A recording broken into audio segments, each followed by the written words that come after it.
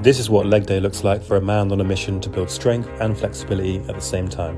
Before hitting the weights, I did 10 minutes of movement, fired up the glutes and opened up space on the hips, the ankles, the knees, the toes and my back. Honestly, my body felt terrible before this, so I've not trained for a while from being ill.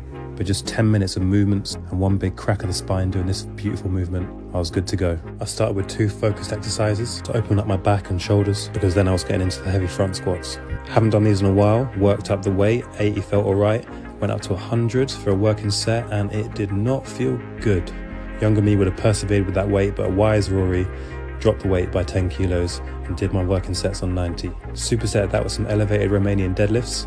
Great exercise building mobility and strength at the same time. And after my heavy lifting, it was into the mobility and stretching work. My goals at the moment are working towards front and middle splits. So I did a bit of work on my hip flexors and hamstrings, and then did 3 sets of each of holds with weights added to build strength. Done.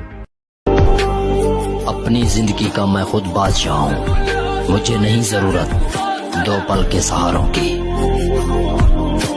Having a huge upper back is one of the most important muscle groups to train if you're trying to achieve aesthetics. So these are the only 3 exercises I think you'll ever need to do to achieve this. Alright, first exercise has got to be me fueling myself with the most tasty pre-workout disorder by Faction Labs, found at Elite Subs, code CHEM10 for a cheeky discount. The chest supported T-bar row. If you haven't already added this into your back training, then you are missing out on gains. Make sure to glue yourself to the chest pad and let your shoulders roll over. A substitute if you don't have this machine is the chest supported dumbbell row. Just make sure to have your elbows flared out. After that, we need to perform a low to high rowing movement. My gym has this low row machine which lets us do this. Make sure to slightly flare out your elbows, glue yourself to the pad and bring your arms back as much as you can. 1 second hold, your traps should be on fire. Now of course we can't forget about the rear delts. We'll be doing the reverse cable fly. Key with this exercise is to loosen your shoulders and pull with your arms instead of your back. What is this?